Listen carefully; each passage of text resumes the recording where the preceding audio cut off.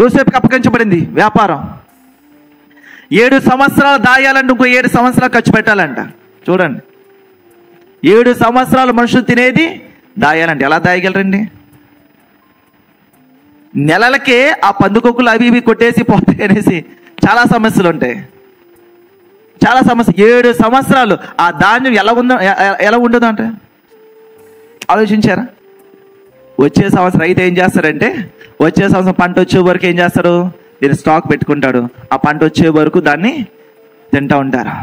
మళ్ళీ ఆ పంట వచ్చాక మళ్ళీ కూట కట్టుకుంటాడు. 1 సంవత్సరమే, మహా అయితే 2వ సంవత్సరం కొద్దిగా అందొస్తుందమ్మా, అంతే, అంతమించి ఎక్కువ. 7 సంవత్సరాలకి వాట్ ఏ ప్లానింగ్ అండి. Hands of, what a planning. యోసేపు ప్లానింగ్. దేవుడు బిజినెస్ ఇచ్చాడంటే ఆయన ఆలోచన చెప్తాడు. ఆయన ఆ పంట పండుతుంటే, ఆ ధాన్యము లెక్క పెడుతుంటే విపరీతంగా వచ్చేది. ఈ లారీ వచ్చేస్తుంది, దెబ్బలు పంపేశారు, ఇంకో లారీ వచ్చింది, దెబ్బలు. అయ్యా ఇదంతా ఏం చేయాలా, ఎప్పుడు లెక్క పెట్టాలి? సర్లే ఆ లెక్క పెట్టే వాళ్ళందరూ తీసేయండి, వాళ్ళు కూడా వేయమని చెప్పండి.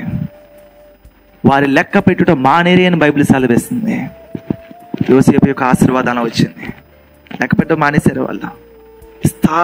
విస్తారంగా అక్కడున్న వాళ్ళందరూ అన్యులే, బట్ ఎవరి మాట వింటున్నారు? ఫరో యోసేపు గురించి మాట్లాడుతున్నాను, చాలా మంచిగా నాకు నచ్చుద్ది ఆ మాట. అటువంటి మాటలు మనం పొందుకోవాలి, అటువంటి వాక్యాలు. ఫరో మాట్లాడుతున్నాడు, ఇతని వంటి దేవుని ఆత్మ గలవాన్ని మనము ఎక్కడైనా చూడగలమా అని మాట్లాడాడు.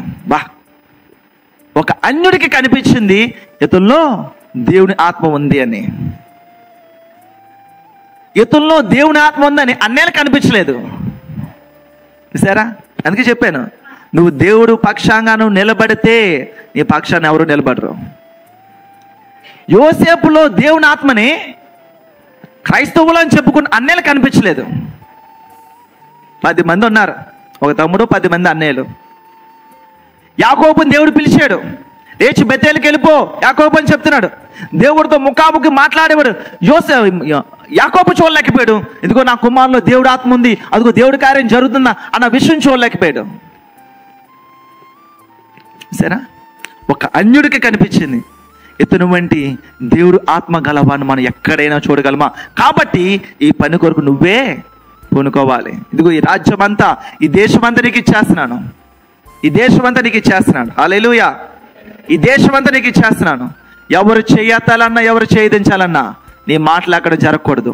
సింహాసనం ఒక్కటే ఉంచుకుంటాను నా కోసం, దాని సమస్తము నీకు, ఇదిగో అధికారం ఉంగరం ఇచ్చేసాడు, ఇదిగో నా రథంలో 2 రథాలు తీసుకో, నువ్వేం చేస్తావో చెయ్యి. ప్రతి ఒక్కరిని మాట వినాల్సిందే, ప్రతి ఒక్కరిని మాట వినాల్సిందే. వాట్ ఏ పవర్ఫుల్ డెసిషన్ చూడండి. ఒక రాజు ఒక యవ్వనస్తుడైన యోసేపు చేతులు పెట్టేస్తున్న రాజ్యం యొక్క భవిష్యత్తు, రాజ్యం యొక్క భవిష్యత్తు తన చేతులు పెట్టేసి కూర్చున్నాడు ఇంట్లోనే.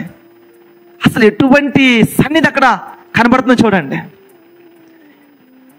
ఎవరు ఉన్నా ఏమన్నా, అన్య దేశమైనా ఏదైనా సరే, యోసేపు దేవుడి కొరకు నిలబడ్డాడంతే, ఒక రాయిలా నిలబడ్డాడంతే, కదపలేకపోయారు. అటువంటి ఆత్మ కలిగిన యోసేపు.